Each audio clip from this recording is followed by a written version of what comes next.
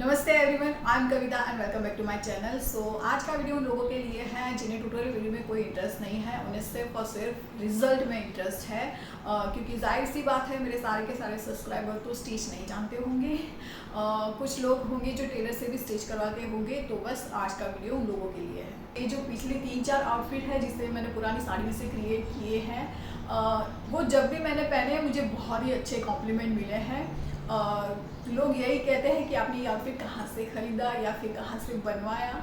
और जब मैं कहती हूँ मैंने साड़ी में से क्रिएट किया है, तो उन्हें यकीन ही नहीं होता है कि मैंने ये साड़ी में से क्रिएट किया है। पिछले कुछ महीनों में मैंने काफ़ी सारे एक्सपेरिमेंट किए। इससे पहले मैं साड़ी में से क्रिएट करती थी, बट साड़ी लेती थी, फिर मैं बस ये सोचती थी ये वाला आउटफिट मुझे चाहिए, ये वाली पैटर्न मैंने अभी पहनी नहीं है, मुझे चाहिए, मिक्स करके मैं बना लेती थी। तो ऐसा ही लगता था कि यार हाँ, साड़ी में से ही क्रिएट किया है। मतलब पैटर्न या तो साड़ी के साथ नहीं जाती थी, साड़ी पैटर्न के साथ नहीं जाती थी। बट नाउ पिछले कुछ महीनों में मैंने काफ़ी कुछ सीखा है, तो वो टिप्स मैं आज आपके साथ शेयर करने वाली हूँ। तो चलिए ज़्यादा टाइम वेस्ट नहीं करते हैं और आज का वीडियो स्टार्ट करते हैं।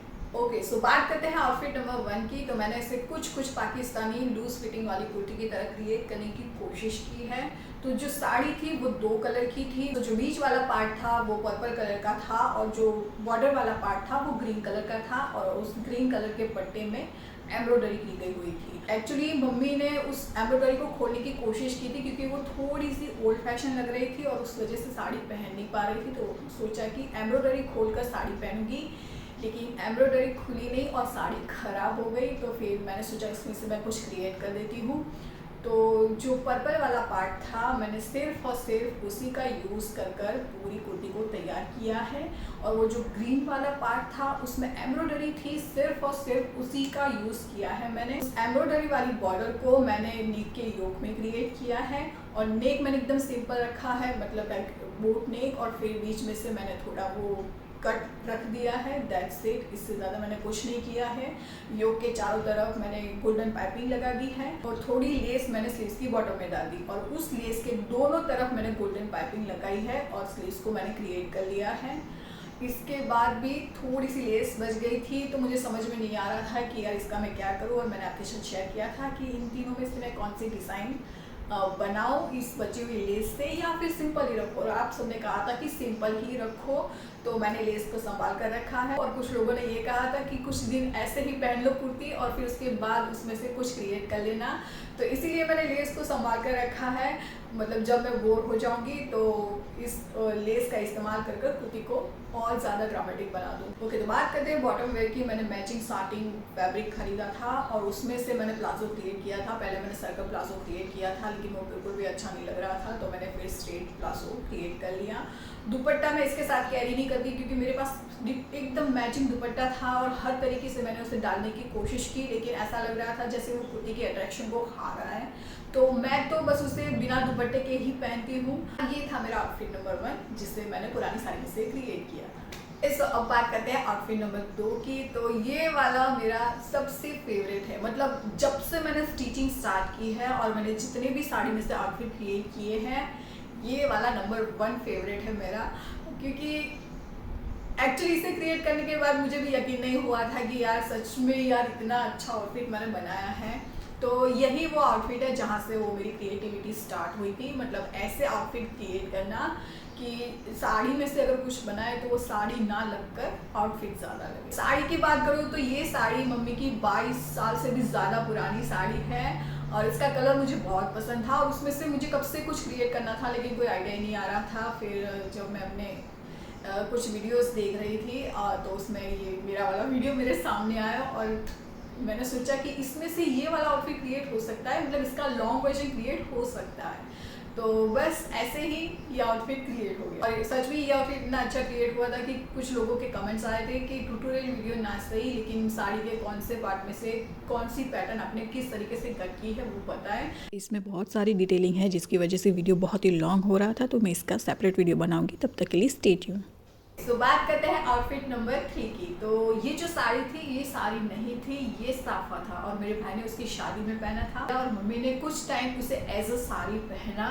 और फिर उसने मुझे दे दिया कि इसमें से तुझे जो क्रिएट करना है वो कर दे। तो साड़ी ग्रीन कलर की थी, 2 टाइप की बॉर्डर थी, बॉटम में थोड़ी चौड़ी बॉर्डर थी और टॉप में पतली बॉर्डर थी। और क्योंकि ये साड़ी पूरे 6 मीटर की थी तो मैंने तो डिसाइड कर लिया था कि इसमें से मैं कुर्ती क्रिएट करूँगी और दुपट्टा भी क्रिएट करूँगी, क्योंकि फैब्रिक बहुत सारा था। तो सबसे पहले मैंने साड़ी में से दुपट्टे को क्रिएट किया, क्योंकि मुझे अच्छा खासा वो लंबा वाला दुपट्टा चाहिए था 2.5 मीटर का। मुझे वो छोटे छोटे दुपट्टे बिल्कुल भी पसंद नहीं है और लेंथ 2.5 से थोड़ी सी ज़्यादा है, बट मेरी हाइट के हिसाब से वो एकदम परफेक्ट है। I am 5 feet 5 inch tall. Okay, so उसके बाद तो गेम काफ़ी आसान हो गई थी, क्योंकि मुझे एक सिंपल सी कुर्ती ही क्रिएट करनी थी, लॉन्ग थोड़ी सी लूज फिटिंग वाली, और यहाँ तक की स्लीव्स मुझे चाहिए थी। जो थोड़ी लेस बची थी चौड़ी वाली, उसको मैंने कुछ जोड़ तोड़ कर नेक को क्रिएट कर लिया, और वो जो पतली वाली बॉर्डर थी वो नेक के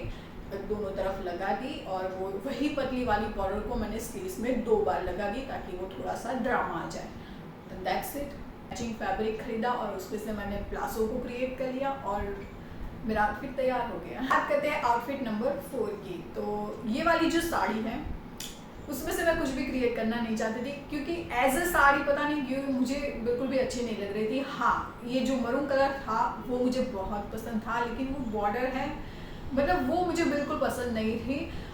जितने भी आइडिया में सोच रही थी वो साड़ी के साथ जा ही नहीं रहे थे, और लाइक कुछ सूझ ही नहीं रहा था। तो फिर मैंने सोचा ठीक है, इस बॉर्डर का इस्तेमाल करना ही नहीं है। ज़रूरी नहीं है कि साड़ी का हर पार्ट एक ही आउटफिट में आप यूज़ करें। सो पहले मैं यही करती थी, साड़ी में से कुछ क्रिएट करना है तो बस एक ही आउटफिट में सब कुछ जाना चाहिए, क्योंकि फिर बाकी के पार्ट को कहाँ यूज़ करेंगे। लेकिन now I have so many idea कि वो लेस को हम काफ़ी तरीके से यूज़ कर सकते हैं। हम किसी और दुपट्टे में डाल सकते हैं, उसको एज अ पाइपिंग यूज़ कर सकते हैं, उसमें से काफ़ी सारी क्राफ्टिंग भी कर सकते हैं। बहुत सारे आइडिया है मेरे पास, लेकिन उस आइडिया को किस तरीके से एग्जीक्यूट करूँ फिलहाल इसका कोई आइडिया नहीं है।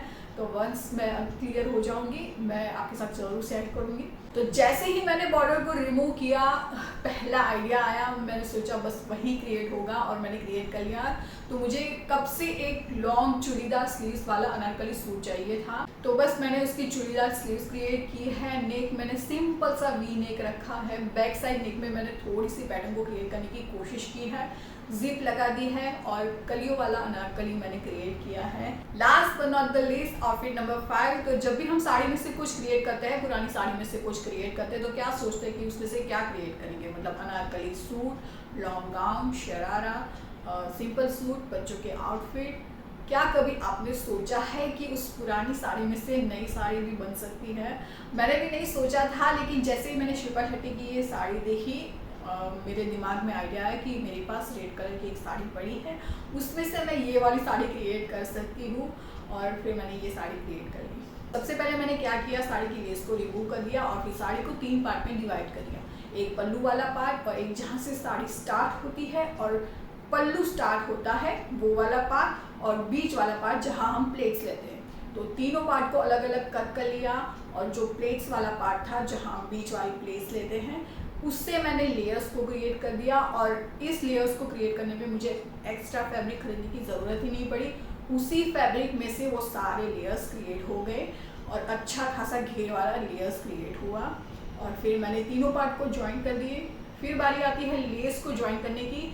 तो इस साड़ी की जो लेस थी वो बहुत ही खूबसूरत थी, और मेरा उसका कट करने का बिल्कुल भी मन नहीं कर रहा था, क्योंकि मेरी एक और पुरानी साड़ी है जिसमें ये लेस बहुत अच्छे से जा रही है। तो मैंने सोचा इस लेस को मैं उस साड़ी में इस्तेमाल करूँगी, और इस साड़ी के लिए मैंने नई लेस परचेज़ कर ली। और जो लेयर्स वाला पार्ट था वहाँ मैंने गोटा पट्टी की वो जो ट्रायंगल वाली शेप की लेस आती है उसका इस्तेमाल कर वो सारे लेयर्स को हाईलाइट कर दिए, और ऐसे मेरी साड़ी कंप्लीट हो गई। और अगर आपको उस साड़ी की बॉर्डर को कट करने में कोई एतराज़ नहीं है, तो इसी बॉर्डर को आप इस साड़ी में इस्तेमाल कर सकते हैं। आपको सिर्फ वो जो लेयर्स वाला पार्ट है उसकी बॉटम में ये वाली लेस को अटैच नहीं करना है। आपको उस लेयर्स को हाईलाइट करने के लिए थोड़ी सी नई लेस तो परचेस करनी पड़ेगी, और बाकी का जो पार्ट है, मतलब वो जो पल्लू वाला पार्ट और जहाँ से साड़ी स्टार्ट होती है उसकी बॉटम में और पल्लू के चारों तरफ आप उस साड़ी की लेस को अटैच कर दें, और नई लेस को परचेज कर उस लेयर्स वाले पार्ट में डाल दें, और आपकी साड़ी तैयार हो जाएगी। तो यस, अपनी क्रिएटिविटी को लिमिट में ना बांधे, उसे एक्सप्लोर करें। मतलब वो एक होता है ना, किससे क्या कहते हैं, वो स्टेरियोटाइप, मतलब एक दायरे में बनना, उससे बाहर आए कि नहीं एक साड़ी में से आउटफिट ही क्रिएट हो सकता है, नहीं उसमें से एक नई साड़ी भी क्रिएट हो सकती है, डिज़ाइनर साड़ी भी क्रिएट हो सकती है। एक साड़ी के सारे पार्ट को सिर्फ एक ही आउटफिट में यूज़ करने की ज़रूरत नहीं है, आप उसे अलग अलग भी यूज़ कर सकते हैं। और अगर आप कंफ्यूज हो जाते हैं कि साड़ी में से वो जो साड़ी की प्रिंट है उसको पैटर्न के साथ कैसे सेट करना है, तो सबसे पहले बॉर्डर को रिमूव कर दें, आपके पास प्लेन फैब्रिक होगा और फिर उसमें आप मन चाहे पैटर्न को कट कर लें। ये जो कुछ बातें मैंने सीखी है आज मैंने आपके साथ शेयर की है। आई होप ये टिप्स आपको हेल्प करेगी बेहतर आउटफिट क्रिएट करने में।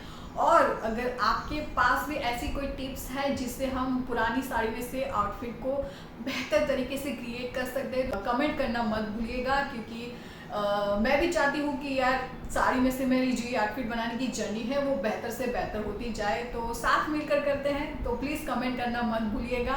और आज मैंने जितनी भी आउटफिट आपके साथ शेयर किए उसमें से आपका कौन सा फेवरेट था वो भी प्लीज़ कमेंट सेक्शन में लिखना मत भूलिएगा। और इसके साथ मैं आज का वीडियो एंड करती हूँ। अब मिलूंगी मैं आपको दिवाली वैकेशन के बाद। मैं ये आपको अभी इसीलिए बता रही हूँ ताकि आप इंतज़ार ना करें, क्योंकि दिवाली वैकेशन में हम सब इकट्ठा होते हैं तो टाइम ही नहीं मिलता है। तो इसीलिए मिलते हैं दिवाली वैकेशन के बाद। तब तक के लिए अपना ध्यान रखें, दिवाली अच्छे से मनाएं, सावधानी से मनाएं। और मेरी तरफ से आपको और आपकी फैमिली को दिवाली की बहुत बहुत शुभकामनाएं। हैप्पी दिवाली। बाय। कुर्ती ये मैंने कुछ पाकिस्तानी स्लीव्स के याद आ रही है, कुर्ती बोल स्लीव्स, लूज स्लीव्स।